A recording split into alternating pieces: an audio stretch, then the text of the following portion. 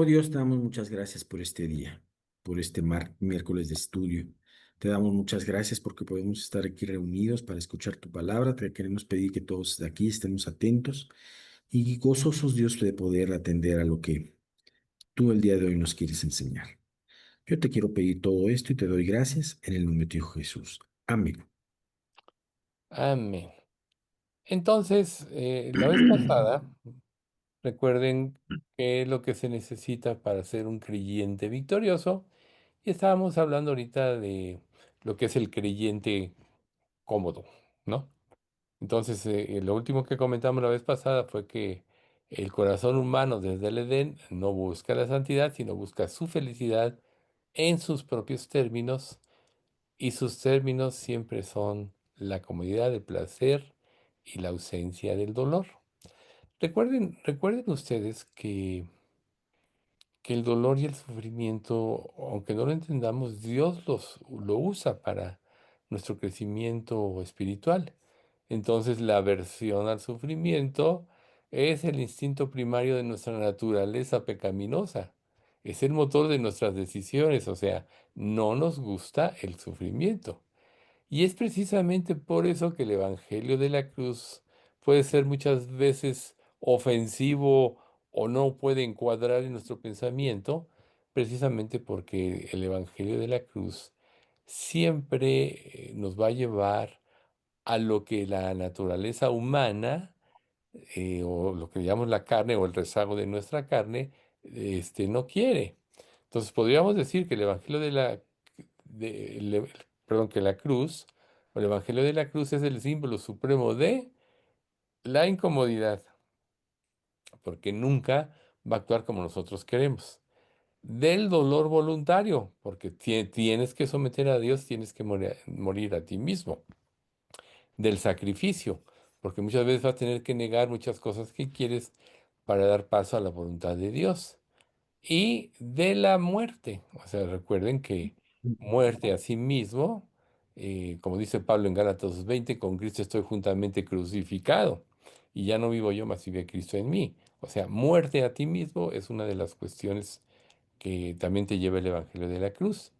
Entonces podríamos decir en conclusión que es la negación de todo lo que nuestra carne desea. Entonces cuando Jesús dice o dijo, toma tu cruz y sígueme, entonces Él nos está llamando a un camino que va en dirección diametralmente opuesta a lo que nosotros queremos o a nuestros instintos profundos de la idolatría de la incomodidad. Por eso en Mateo 10:38 y 39 dice, el que no toma su cruz y sigue en pos de mí, no es digno de mí. El que haya su vida, la perderá. Y el que pierde su vida por causa de mí, la hallará. Entonces, podríamos decir en este pasaje que el evangelio de la comodidad es que tú quieras vivir tu vida, el que haya su vida, en tus términos, en tus conceptos propios de felicidad, de comodidad. Pero ahí tú vas a perder la guía de Dios, vas a perder el crecimiento espiritual, vas a perder el ser como Jesús. Por eso dice, y el que pierda su vida por causa de mí, la hallará. O sea, nosotros como creyentes tenemos que anhelar ser como Jesús. Ese es el estándar. Recuerden que Jesús es el más alto estándar del ser humano. Es el hombre perfecto. Y gracias a su obediencia y a su sujeción a Dios, pudo por eso ser el autor de la salvación. Por lo que la idolatría de la comodidad no es un mal hábito, podríamos decir que es un evangelio rival, es un Mm. anticruz, porque rompe todos los principios de lo que la Biblia nos dice. Ahora, tenemos que reconocer que todo creyente, todos queremos de alguna manera vivir cómodos, no queremos problemas, no queremos enfrentarnos a arreglar nuestra vida en muchos aspectos que no queremos dejar, etcétera.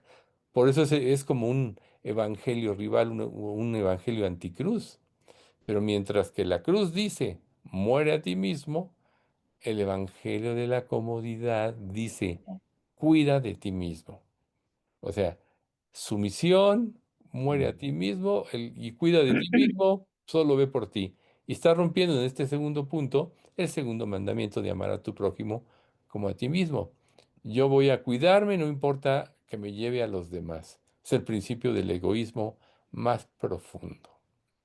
Mientras que la cruz dice, sacrifícate por los demás, el Evangelio de la comodidad dice, protege tu paz y tu energía a toda costa. Ahí vemos claramente la diferencia, morir o ser egoísta. Mientras que la cruz dice, gózate en la tribulación, el Evangelio de la comodidad dice, huye de la tribulación como de una plaga. Entonces, ¿qué pasa cuando nosotros huimos para no ser, o sea, para salirnos de la comunidad? Pues nunca vamos a ser confrontados a lo que estamos viviendo mal, nunca vamos a cambiar de esencia, nunca vamos a crecer. Entonces, este falso evangelio de la comodidad ofrece su propia cura para el dolor de la vida, no la redención al sufrimiento, sino la eliminación del sufrimiento, porque es natural. Díganme ustedes, ¿quién quiere sufrir? Ninguno de nosotros quiere sufrir, pero cuando Dios dice que en esta vida tendréis aflicción, pero confiad, yo he vencido al mundo, está diciéndonos que la aflicción viene por causa del pecado que mora en el mundo. ¿Ven ustedes? Esto es lo que ha destruido a la humanidad. Es lo que ha mandado a mucha gente al infierno. Si hay alguien que odia el pecado es Jesús. Y tan Dios lo odia que prefirió sacrificar a su Hijo antes de que toda la humanidad fuera al infierno. Por cuanto todos pecaron, están destituidos de la gloria de Dios. Entonces, la paga del pecado es muerte, mas la dádiva de Dios es vida eterna en Cristo Jesús. ¿Ven ustedes? Entonces, ahí está. Pero el pecado nos seduce, nos cautiva, nos subyuga y entonces nos lleva, no queremos dejarlo porque pensamos que ahí hay felicidad, cuando en realidad ahí está el verdadero sufrimiento. Porque recuerden ustedes que Dios puso nuestra conciencia y la conciencia limpia nos permite tener comunión con Dios y gozar de lo que Dios nos da. Pero la mala conciencia nos impide disfrutar de la vida, nos impide amar, nos impide relacionarnos con los demás. ¿Y por qué digo nos impide amar? Porque tú vas a proyectar todo lo que no puedes ver en ti, en otros, como dice Romanos capítulo 2, y, ¿y qué va a suceder? Te vuelves egoísta y nunca vas a enfrentar tus problemas, ¿ves? Entonces, la prescripción de la comodidad no es la perseverancia, sino la búsqueda de un alivio inmediato. Este es un punto también muy importante, ¿ven ustedes? Porque, ¿qué es lo que perfecciona la fe? La perseverancia. No dice, y que todo el que persevere en la fe será salvo. Y cuando nosotros queremos un alivio inmediato, ¿saben qué ustedes qué sucede? No enfrentamos nada y hacemos y formamos o tenemos sustitutos, sustitutos de la palabra de Dios, sustitutos de la verdadera entrega, y eso nos hace crecer. No, podríamos decir que la comodidad es una enfermedad que se disfraza de remedio, pero nos engañamos a nosotros mismos, porque nadie puede seguir el camino fuera del camino de Dios y puede realmente vivir feliz, vivir con paz y seguridad. Cuando Dios nos puso una conciencia antes de la ley y luego trajo la ley a través de Moisés, nos dio una guía en la cual nosotros podríamos ser felices. Cuando rompemos esa guía, que se produce la mala conciencia, y automáticamente violamos la ley, haciendo un énfasis en que nuestra conciencia está conformada de acuerdo a la ley de Dios, que años después vino con Moisés, entonces al violarla no somos felices, no estamos en nosotros mismos. Y hace poco hablé con una persona que ya le había testificado y me dice, no, vamos a vernos un día y vas a ver cómo te convenzo de lo mío. Y sí, le digo, claro que sí, vamos a vernos. Y por una u otra circunstancia no pudimos. Pero dentro de el asunto que estábamos tratando, eh, me puso un comentario y yo le hablé un poco más de Jesús y me dice, oye, quiero hablar contigo. Y fue algo maravilloso porque no he dejado de orar por esta persona de mucho tiempo atrás. Fue algo maravilloso porque cuando hablé esta segunda vez ya estaba totalmente quebrantado, porque su filosofía no le dio seguridad ni lo llevó a ser feliz, antes lo llenó de temor. Entonces, al presentarle la cruz de Cristo, la verdad, yo creo que ahí tocó el Espíritu Santo su corazón. Pero ¿cuántas veces no estamos luchando, aún como creyentes, por hacer lo que Dios ya nos dictó, por lo que nuestra conciencia nos dicta? O sea, tú como creyente sabes perfectamente bien cuando haces mal, pero además el Espíritu Santo, que eliminó tu conciencia al N, al infinito, no te va a dejar como creyente que vayas por la línea del pecado, sino te va a traer remordimiento, te va a traer pesar, te va a traer inseguridad, te va a traer convicción hasta que te arrepientas, ¿ves? Entonces, la vida de la comodidad o el evangelio de la comodidad promete salud del alma a través de métodos que en realidad la envenenan con egoísmo. Fíjense qué concepto tan importante. Querer la corona de Cristo sin querer la cruz es el corazón de una falsa fe. Por eso hay tantos falsos creyentes que solo dicen palabras. Y recuerden ustedes que el Evangelio de, según Santiago, el hermano del Señor, dice claramente, tú tienes fe, yo tengo obras. Muéstrame tu fe sin obras y yo te mostraré por mis obras mi fe, porque la fe sin obras está muerta. Entonces, podríamos decir que la corona, el querer vivir para Cristo sin querer experimentar la cruz, nunca no tienes fe y nunca vas a crecer en la fe si es que eres un verdadero creyente. Entonces, la batalla en nuestra alma estriba entre estos dos principios opuestos.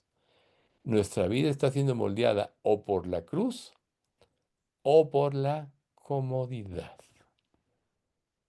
Tendemos a la comodidad, reitero. Pero entonces muchas veces Dios nos hace el favor de traer pruebas a nuestra vida para hacernos ver que la vida de comodidad no trae ninguna solución, sino más bien nos aleja de Dios. Podríamos decir que pretender una vida de comodidad sin experimentar la cruz es una enfermedad espiritual. Por cierto, por ahí hay un micrófono prendido y se oyen muchos ruidos. Si checan para que lo apaguen, por favor. Entonces, podríamos decir que la comodidad o el evangelio de la comodidad es una enfermedad espiritual. La idolatría de la comodidad de la comodidad tiene síntomas claros y devastadores. ¿Por qué? Porque produce un tipo de creyente pasivo en las iglesias que no hace nada. Solo va a recibir, pero nunca es capaz de tomar una responsabilidad. Nunca es capaz de usar su tiempo con los demás para edificación, para compartir. Generalmente son personas cerradas en sí mismas, muy egoístas.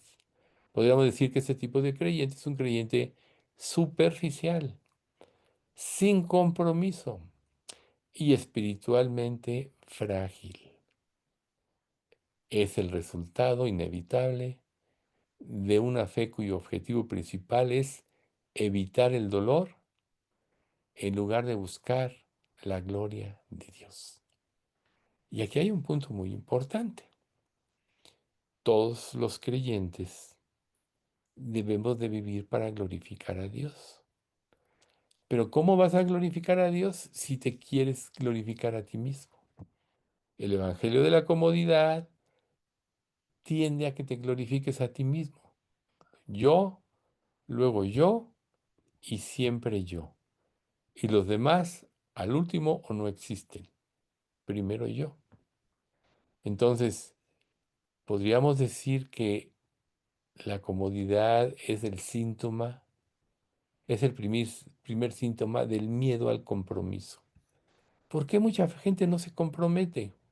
Se podríamos decir nosotros que como creyentes tenemos que comprometernos en el gran llamado de Dios, ir por todo el mundo y predicar el Evangelio a toda criatura, ¿o no? Pero cuando tú quieres una vida cómoda y no quieres molestarte, porque quizá molestarte significa perder tu tiempo para ir a hablar un día con una persona, perder tu tiempo en una oración ferviente, y prefieres distraerte en otras cosas. Todo esto nos lleva a evitar el compromiso porque no queremos cambiar, porque no queremos salir de la supuesta comodidad. Podríamos decir que el amor a la comodidad odia el compromiso, porque el compromiso siempre implica sacrificio personal. ¿Cuántas veces no testificaste? Por ejemplo, yo muchas veces me reunía con personas para hablarles de Cristo y a veces nos bebíamos a comer, etcétera. ¿Y tú crees que disfrutaba la comida? Se me enfriaba por hablar de Cristo. Entonces, una persona que busca la comodidad, pues no va a hablar de Cristo porque quiere agasajarse, ¿no? Y va a usar temas que no entren en conflicto o que no le quiten el tiempo en el cual quiere ser complacido, ¿no? Entonces, ¿qué características tiene un creyente cómodo? Evita la membresía significativa en una iglesia porque exige responsabilidad. O sea, solo va a que le den y lo que menos quiere es dar de su tiempo, dar de su vida, obviamente, en oración y otras cosas. Punto 2. Evita las relaciones profundas, porque la intimidad real requiere el riesgo de ser descubierto en su falta de entrega. ¿Ven ustedes? Y o ser herido en su sensibilidad. No vayan a descubrir lo que soy, entonces me vaya yo a ofender o me vayan a vulnerar. Son personas extremadamente sensibles. Y recuerden ustedes algo muy importante. La mucha sensibilidad es orgullo. No, no le hables así porque no se vaya a ofender. Y muchos creyentes que Dios les muestra algo, huyen el confrontar a una persona al decirle porque pueden meterse en problemas. Yo recuerdo, y eso no fue de un creyente, una vez, creo que ya lo comenté alguna vez, estaba yo esperando en una notaría para una firma de escritura y estaba platicando con la persona que vendía la propiedad. Y le empecé a testificar porque nos hicieron ahí esperar y todavía no llegaba el comprador, esta era la vendedora reitero. Entonces le empecé a testificar, no, no, no, me dice, sí, a mí ya me han hablado de Cristo varias veces y la verdad sí me llega. Me dice, pero en realidad no voy a Cristo porque mi tía me dijo que si me metía por este camino me desheredaba. Entonces ahí estuvo el tropiezo, ¿no? El amor al dinero, el amor a la comodidad, perder la herencia. ¿Cuántas personas no testifican porque en el trabajo donde están les impiden predicar de Cristo, temen perder su trabajo, prefieren callar cuando Dios puede estar habiéndole oportunidades? Ahí el consejo que yo he dado cuando me dicen esto, bueno, no lo hagas en el trabajo, pero dile, oye, vamos a tomarnos un cafecito a la salida. O vamos a desayunarnos antes de venir para que platiquemos. O vamos a vernos el sábado o el domingo. O sea, hay formas, ¿no? Pero el evangelio de la comodidad te, te lleva a no solucionar eso, sino más bien no hacerlo, ¿no? Evita los llamados radicales de Dios, porque podrían intervenir en su plan de una vida tranquila. Nosotros vemos en el libro de los Hechos todo lo que tuvieron que padecer los que quisieron servir a Cristo, empezando por Esteban. Esteban pudo haber callado cuando lo confrontaron, pero decidió ser fiel a Dios y apropiar en su vida el llamado de ir por todo el mundo y predicar el Evangelio a toda criatura. Y eso incluía a los fariseos, saduceos, a los que estaba confrontando. Y recuerden que el discurso de Esteban es un historial resumido de la historia de Israel. Los confrontó de tal manera en el poder del Espíritu Santo que les hizo ver su problema y en lugar de arrepentirse, que dice la Biblia, crujían contra él sus dientes. No soportaron oír lo que decía y acabaron apedreándolo. Esteban fue el primer mártir y motivo de esto empezó la persecución en la iglesia, cosa que Dios permitió porque muchos salieron huyendo, iban predicando el Evangelio. Y no nada más muchos lo predicaban a los judíos, sino que empezaron a predicar a los gentiles como Dios ya lo había predeterminado, ¿ven ustedes? Entonces, si yo quiero vivir una vida cómoda, no voy a oír o no voy a responder al llamado de Dios. Otros que lo hagan. O tú puedes tener razonamientos como este. Si Dios ya sabe quién salvar y quién no, ¿para qué me preocupo? Si yo no les hablo, les hablarán otros. Eso es el evangelio de la comodidad o el querer vivir una vida cómoda. Entonces, la vida espiritual de estas personas se define no por lo que abraza, sino por lo que evita, ¿no? No hay convicción en sus vidas verdaderas. Entonces, podríamos decir, un segundo síntoma de la comodidad, de una vida cómoda, es la aversión a la dura verdad. Como la verdad siempre nos confronta y nos mueve a que cambiemos, si no queremos cambiar para llevar una vida cómoda, entonces podríamos decir que el creyente cómodo se aleja de las doctrinas difíciles de la Biblia, como el infierno, la ira de Dios, la depravación total y la confrontación. ¿Ven ustedes? No, no me voy a meter ahí, no vaya a ser que sea confrontado. ¿Por qué? Porque estas verdades son incómodas y perturban la paz que la gente quiere tener. Claro, falsa paz, ¿verdad?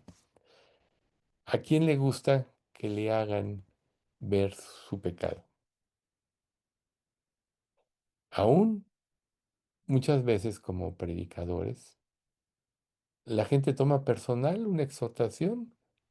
Oye, tú dijiste esto de mí cuando era parte del estudio. Recuerdo que una vez estaba en un estudio y fue tal la guía del Espíritu Santo que en medio de ese estudio una persona me dice, espérate, espérate, espérate, porque había invitado a una persona. Yo no le dije nada de tu vida, ¿eh? O sea, el Espíritu Santo estaba con tanta claridad desenmascarando la vida de esta persona para que se arrepintiera, que la persona que la invitó le dijo, yo no le dije nada, ¿no? Y así tengo muchas experiencias. Otra vez una persona antes de un estudio de miércoles fue y me dijo, oye, es que tengo esta cuestión y este problema y lo otro. Le dije, bueno, mira, aprendí a depender de Dios. Pero esta persona invitó a su esposo ese día. Y cuando yo di el estudio, parecía que yo arremetía contra el esposo por lo que me dijo la esposa.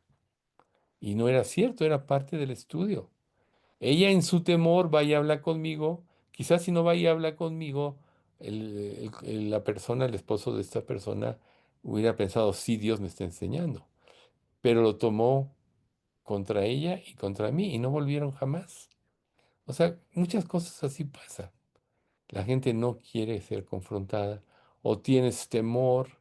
Y recuerden que el temor del hombre pondrá lazo, mas el que confía en Jehová será exaltado. Entonces, el creyente cómodo prefiere una dieta espiritual de versículos inspiradores que lo afirmen en lo que él piensa, o en lo que él quiere, en lugar de la carne sólida de la palabra que lo confrontaría.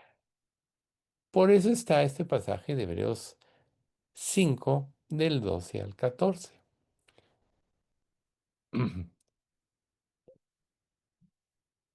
Porque debiendo ser ya maestros después de tanto tiempo, tenéis necesidad de que se os vuelva a enseñar cuáles son los primeros rudimentos de la palabra de Dios. Y habéis llegado a ser tales que tenéis necesidad de leche y no de alimento sólido. Y todo el que participa de la leche es inexperto en la palabra de justicia porque es niño. Pero el alimento sólido es para los que han alcanzado madurez, para los que por el uso tienen los sentidos ejercitados en el discernimiento, en el del bien y del mal. Entonces, ¿quién es el creyente cómodo? El que participa de la leche porque no quiere crecer. ¿Quién es el creyente entregado? El que tiene el alimento sólido. O sea, como decía Job, ¿no? Enséñame tú lo que yo no veo, si hice mal no lo haré más. O lo que dice el Salmo 19, ¿quién podrá entender sus propios errores? Líbrame de los que me son ocultos, etcétera, ¿no? Ese es el creyente que quiere cambiar, pero el otro no quiere oír la verdad porque no quiere cambiar. Y entonces la rechaza o la reprueba. O reprueba a la persona que está diciendo la verdad o reprueba la palabra de Dios. Este hijo de Charles Stanley acabó diciendo, no, no, no, el Antiguo Testamento ya no sirve. Y la Biblia tiene muchos errores, cosas así. ¿Por qué? Porque él mismo no quiere ser confrontado y es triste después de que su papá vivió una vida fiel y le costó muchas cosas ser fiel a Dios. Ahora este hombre se desvía tremendamente. Es triste, pero esa es la diferencia entre un creyente que quiere vivir una vida cómoda y el otro que quiere crecer. Podríamos decir que el resultado final de esta enfermedad, de la comodidad, es un soldado inútil. No sirve para nada. No está dispuesto a ponerse la armadura divina, ¿sí? O sea, el yelmo de la salvación, el escudo de la fe, eh, la espada del Espíritu, los zapatos del apresto del Evangelio de la paz, etcétera, el cinturón de la verdad. Todo eso hace a un creyente hábil o un creyente diestro en la batalla. Pero el que no se pone la armadura es porque no quiere realmente tener problemas. La vida cristiana es una guerra espiritual. Tenemos que reconocerlo. Aquí mismo en Efesios 6, poco antes de la armadura divina, eso nos dice, no tenemos lucha contra sangre y carne, sino contra principados, contra potestades, contra los gobernadores de las tinieblas de este siglo, contra huestes espirituales de maldad en las regiones celestes. Es una guerra espiritual, pero el creyente cómodo es un desertor, no está sufriendo, no está dispuesto a sufrir por causa del Evangelio. Ahorita me vino a la mente, la mayoría yo creo que no lo conoce, pero porque es de mi tiempo, ya mi tiempo ya está más viejo, pero algunos sí. Una canción que decía, no señor Apache, no me pegue usted.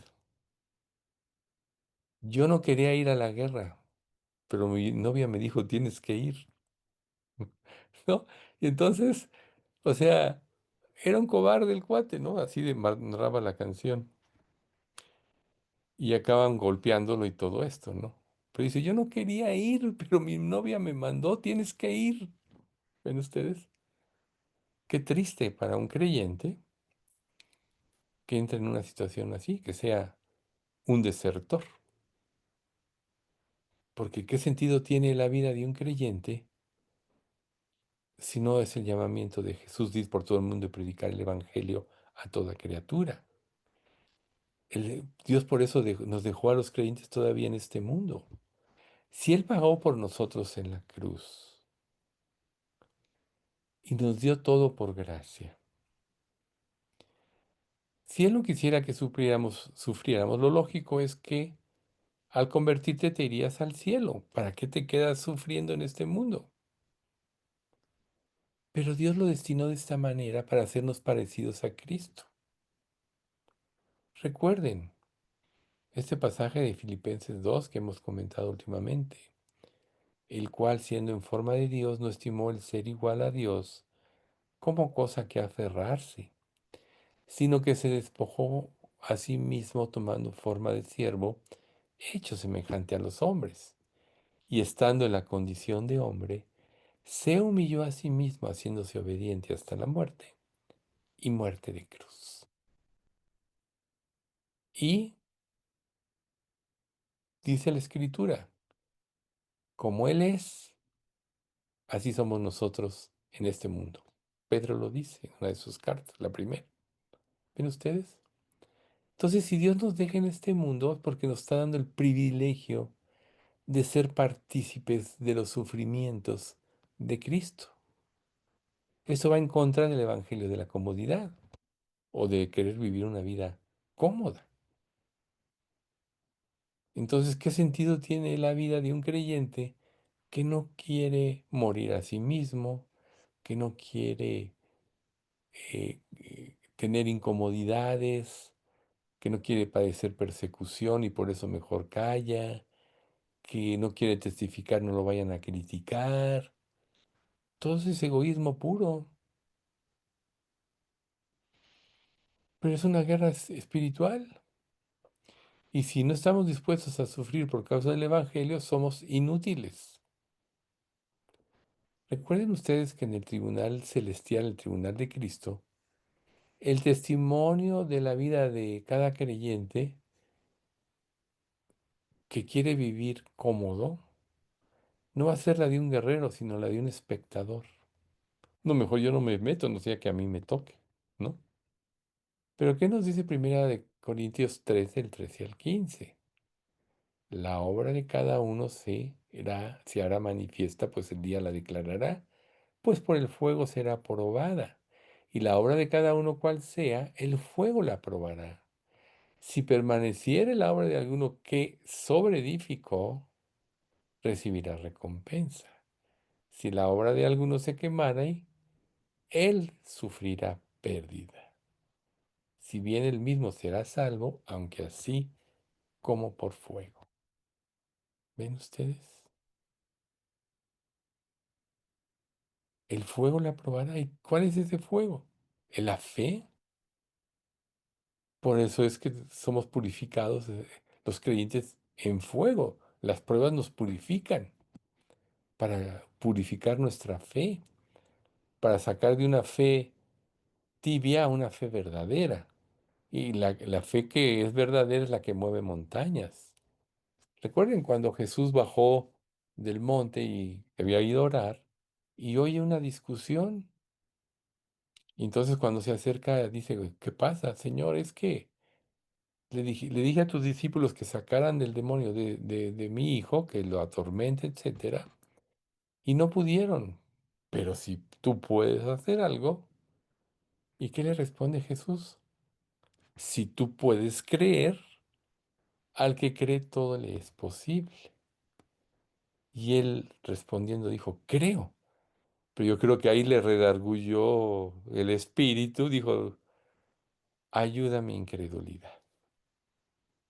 Entonces, Dios está purificando nuestra fe porque ese es el tesoro más grande, porque le da sustancia a todas las cosas. Obviamente la fe verdadera no es para cumplir nuestros caprichos, esto representa a un creyente cómodo. La fe verdadera está estructurada en las promesas de Dios y el querer hacer su voluntad. Pero esa fe es el mayor tesoro que Dios nos puede dar, porque reitero, le da sustancia a todas las cosas. Vale más que el oro, vale más que todos los bienes que tú pudieras adquirir en este mundo. Entonces, aquí en el tribunal de Cristo, muchos se van a ir a la eternidad, que ya será algo muy hermoso, claro que sí, pero solo con su salvación. ¿Por qué creen que dice Jesús que, bueno, dice la Escritura, que seremos reyes y sacerdotes para Dios, nuestro Padre? O sea, ¿quiénes van a ser los reyes? Los que más vivieron para Cristo, los que tomaron en serio esto. Quizá los sacerdotes sean los creyentes que no intervinieron tanto, pero van a servir a Dios. Pero ¿qué pasa si no vas a tener ningún nombramiento porque quisiste vivir una vida cómoda, quisiste vivir para ti mismo, no quisiste ser confrontado, no quisiste cambiar, no quisiste experimentar los vituperios de Cristo, que son un honor experimentarlos? Te vas a quedar sin nada. Serás salvo así como por fuego. Entonces es como un hombre que desea una cura, pero se niega a tomar el remedio amargo o a someterse a una cirugía dolorosa. Hay dos ejemplos que me vienen a la mente. Hace poco me comentaba Patty de una señora que prácticamente tiene artritis y se la diagnosticaron, pero dijo, no, yo no tengo artritis, me diagnosticaron mal. Y me decía, y pasó el tiempo y la veo sufriendo ya tanto solo por negar esto. Otra persona, que ya es una persona de cerca de 90 años, padecía de las rodillas y siempre se negó a operarse y dije, no, yo no me voy a operar. Pero por negar esa cirugía dolorosa, ahorita está en silla de ruedas, ya no puede caminar. Entonces, estos son ejemplos reales. Pero en la vida espiritual, quien no quiere la verdadera cura que implica el trabajo, la confrontación, el desenmascaramiento de lo que estamos viendo mal, no quiere ser enfrentado, pues no va a crecer. Su deseo de comodidad es más fuerte o será más fuerte que su deseo de la verdadera salud del alma. Todos queremos salud física, pero más importante todavía que la salud física es la del alma. Sí, es cierto, la Biblia dice, si eh, esta morada terrenal se va destruyendo, tenemos un edificio en los cielos. Esa es la realidad para todos nosotros, porque vamos creciendo y nos vamos dando cuenta de que pues, el cuerpo se va deteriorando, ¿verdad? Pero tenemos un edificio en los cielos. Entonces, lo que más importa es la salud del alma y no el deseo de la comodidad que nos impide crecer en la gracia y en el conocimiento de Dios. Entonces, si la búsqueda de la comodidad podríamos decir que es una enfermedad mortal, ¿cuál es la cura? Si huir del dolor es un síntoma de idolatría, ¿cuál es el camino hacia la verdadera salud del alma? Y la respuesta no es una nueva estrategia, una nueva forma de manejar las cosas. Es una vida en la cual tienes que tomar tu cruz cada día. Implica un cambio completo y radical del objetivo de nuestra existencia. ¿Ven ustedes? A lo mejor todos estos años has vivido así como un creyente cómodo, sin querer molestarte en nada, etcétera, viviendo para ti, bajo tus propias expectativas. ¿Y cuál es el resultado? Que sigues participando de la leche porque eres inexperto en la palabra de justicia, porque eres un niño espiritual.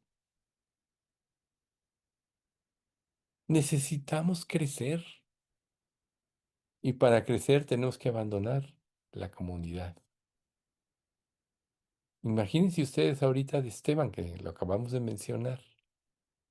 Si hubiera dicho, no, no vaya a ser que me vaya mal y me vayan a azotar. Yo creo que nunca se hubiera imaginado que lo iban a apedrear, iba a morir ahí. Mejor no digo nada y me quedo calladito y ya, estoy tranquilo. Pero no, fue más grande su amor por Cristo y la convicción de predicar el evangelio que él tenía, porque recuerden, Esteban fue uno de los 7 eunucos que seleccionaron para el alimento de las viudas, así como Felipe. ¿Ven ustedes? Ya tenía un testimonio y su testimonio era poderoso porque vivía lo que predicaba y eso le costó la vida. ¿Qué tan dispuesto estás tú a dar tu vida?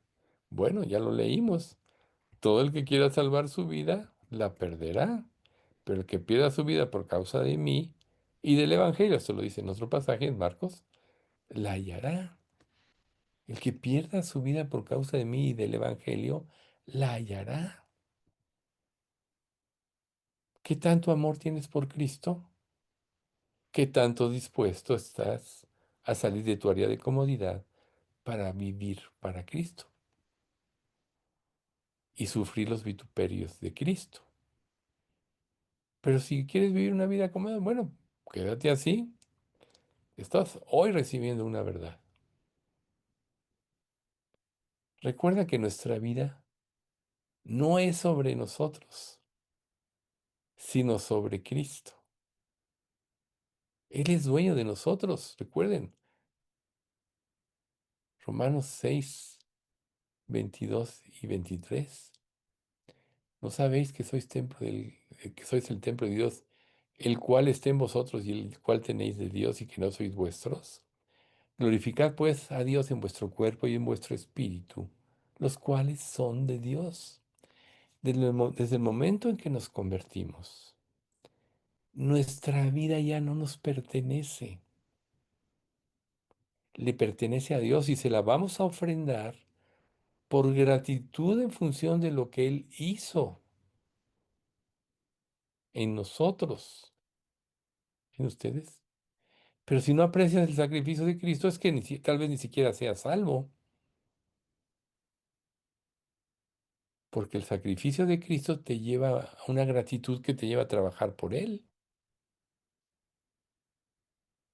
El que quiera salvar su vida la perderá, pero el que pierda su vida por causa del Evangelio la hallará, lo repito otra vez. Entonces, podríamos decir, nuestra comodidad, nuestro dolor, nuestro éxito o nuestro fracaso, todo es secundario y debe ser subordinado al propósito supremo de magnificar el valor de la gloria de Dios. ¿Ven ustedes? Una vez que nos convertimos, el objetivo de nuestra vida es la gloria, magnificar la gloria de Dios, es darle la gloria a Dios. Pero la vida cómoda te lleva a darte la gloria a ti mismo y no a Dios. Por eso muchas personas no son salvas, porque no están dispuestos a dejar su vida y pueden tener una fachada de cristianos, pueden asistir a todas las reuniones de la iglesia y aún participar en ellas, pero hasta ahí. No vaya a ser que salgan de su estado de comodidad. O sea, un ejemplo cotidiano, el estudio del domingo. A lo mejor trabajaste toda la semana y estás cansado y todo, pero si tienes una verdadera convicción, dices, no, voy porque Dios dijo que debemos congregarnos, ¿no? No dejando de congregarnos según algunos tienen por costumbre, y cuanto más, cuanto veis que aquel día se acerca. Estamos en ese día que se acerca, pero ahí Dios se manifiesta de una manera especial. Ahí puedo convivir con otros creyentes, puedo aprender de la vida de otros. El mensaje puede hacerme ver cosas de mi vida que están mal, también me puede alentar a dejar cosas que no quiero dejar, etcétera. Pero si dices, no, mejor me quedo dormido. Hoy tengo mucho sueño, hoy tengo mucho cansancio. Después ya sabré qué es lo que se dijo o me comentarán. Esa es la vida de comodidad que te impide recibir lo que Dios quizá tenía para ti en un estudio. Porque ya lo hemos dicho, donde están dos o más congregados en su nombre, está Dios en medio de ellos. Y dices, bueno, si yo tengo el Espíritu Santo, sí, pero en un estudio, en la congregación, Dios se manifiesta de una manera especial. Entonces podríamos decir que aquí yace la gloriosa paradoja que el idólatra de la comodidad nunca entenderá. La alegría más profunda y duradera no se encuentra en la búsqueda de la comodidad, sino en la búsqueda de la gloria de Dios. Así es como tenemos que vivir. Cuando hacemos de su gloria nuestro mayor tesoro por gratitud a lo que Él hizo, descubrimos un gozo que las circunstancias no pueden apagar ni tocar. Podríamos decir que es la alegría que tuvo el apóstol Pablo al cantar en la prisión, ¿verdad? Recuerden ustedes, ¿qué pasaba en la prisión? Creo que Alex comentó eso. Tenían el cepo, o sea, tenían los pies en, en en una cadena, ¿no? Tenían las manos de una manera que no podían casi ni pararse. Y además estaban en una situación incómoda por la manera en que no se podían sentar. Estaban como reclinados para que no pudieran hacer fuerza. Entonces les empezaba a doler la espalda y todo. ¿Y qué pasó con Pablo? Se pusieron a cantar porque habían sido tenidos por dignos de sufrir afrenta por causa del Evangelio. Como dijeron Pedro y Juan en la primera confrontación que tuvieron con los fariseos y saduceos.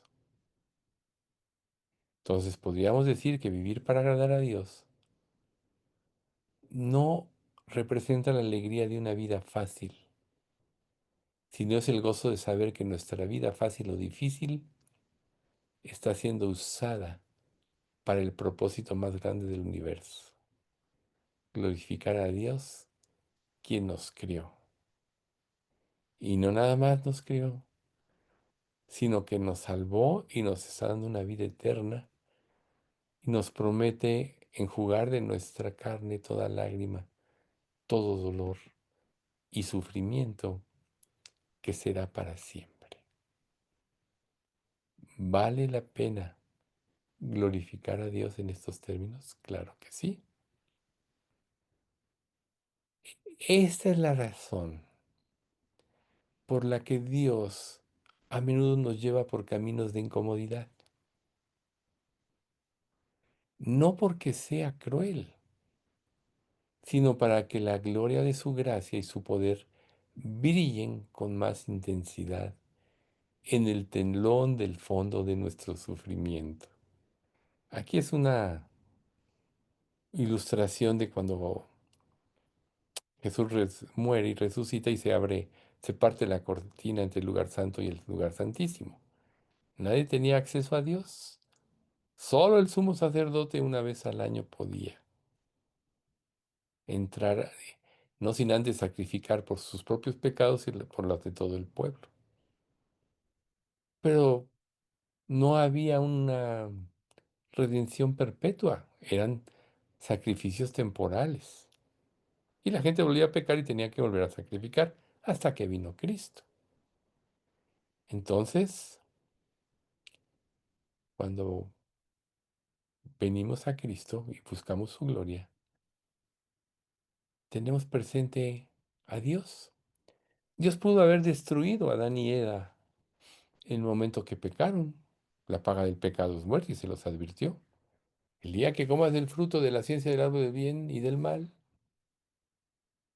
serás, conocerás el mal y morirás, ciertamente morirás. ay, Dios los pudo haber destruido. ¿Por qué todos estos más de 6.000 años, o alrededor de 6.000 años, Dios permitió que la humanidad siguiera para que quien le reconociera le pudiera dar la gloria?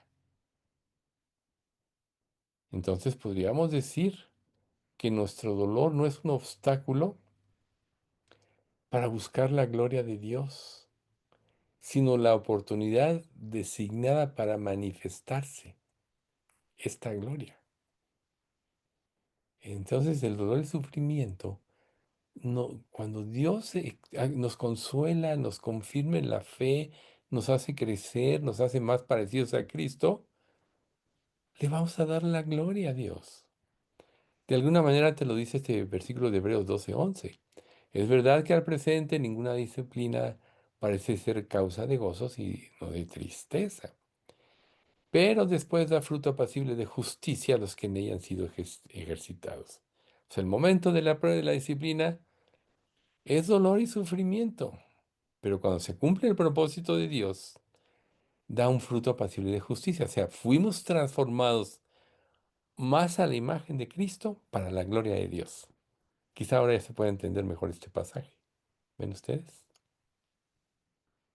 Entonces, la prescripción bíblica para la enfermedad del alma no es eliminar el dolor, sino reenfocar el corazón del amor a la comodidad, al amor para glorificar a Dios. Después de estar escuchando todas estas cosas, entonces tú tienes que recapacitar en tu vida, porque estamos ahorita sembrando para la eternidad. Todos vamos a ser salvos. Todos vamos a recibir la corona de justicia por la justicia de Cristo aplicada a nosotros. Pero las recompensas, galardones, etcétera, van a ser para los que tomaron en serio el llamado de Dios, renunciaron a su vida de comodidad para que el evangelio del progreso, perdón, para que progresara el evangelio, perdón, no el evangelio del progreso, que es falsa doctrina. Por eso, Pablo, antes de ser confrontado ahí en la iglesia de Corintios, dijo, capítulo 2, pero tuvimos, 1 de Corintios, tuvimos sentencia de muerte en nosotros mismos, para que no confiásemos en nosotros mismos, sino en Dios que resucita a los muertos. Esta es la característica de un verdadero creyente. Entonces nos podemos preguntar, ¿hemos estado viviendo para amortiguar nuestro dolor o para magnificar la gloria de Dios? Pregúntate. La primera respuesta es una sentencia de una vida superficial. No, he vivido para mí. Y la segunda respuesta significa la invitación a una aventura de significado eterno. ¿Ven ustedes? ¿Qué escoges? Vamos a dar gracias. Padre Santo, cuánto te queremos alabar y bendecir en esta noche, porque nos has revelado verdades impactantes para nuestra vida, porque reconocemos delante de ti, Padre, que nuestra tendencia siempre es vivir una vida cómoda, pero tú claramente quieres que seamos activos en cuanto a el ministerio que nos has dejado de ir por todo el mundo y predicar el Evangelio. Y para poder cumplir eso, pues tendremos que enfrentarnos a nosotros mismos. Pero te pedimos, Padre, que nos des una convicción tal que pueda hacer crecer nuestra gratitud, que nos lleve a dar nuestra vida por ti y a negar nuestra propia vida, nuestra propia comodidad. Sabemos, Padre, que si tú dispusiste que la iglesia se quedara en este mundo y experimentara persecución, dolor y sufrimiento desde los inicios de la iglesia del primer siglo hasta la fecha, es porque hay algo mucho más grande de lo que nosotros nos podemos imaginar en cuanto a llevar una vida sin problemas, una vida de comodidad. Tú mismo lo dices, que cosas que ojo no vio y no oído yo y no han entrado en corazón de hombre, todo eso tú has preparado para los que te aman. Y lo más probable, Padre, y lo sabemos, es que todo esto que cosas no, ojo no vio, no oído yo, es la revelación de Jesucristo. Es vivir en una vida más íntima y estrecha contigo, donde la revelación de tu palabra y de las verdades de la Biblia se dan a nuestro ser para un entendimiento mayor de la gracia de Dios. Gracias, Padre, por tener tu palabra y por todas estas enseñanzas. Enséñanos a negarnos a nosotros mismos. Enséñanos a ver siempre hacia la cruz del Calvario, que es la que nos redimió. Líbranos, Padre, de voltear y volvernos a Egipto, como lo hizo Israel cuando salió de la esclavitud de Egipto, que muchos en su corazón, cuando experimentaron pruebas y quizá carencias, se quisieron volver a Egipto.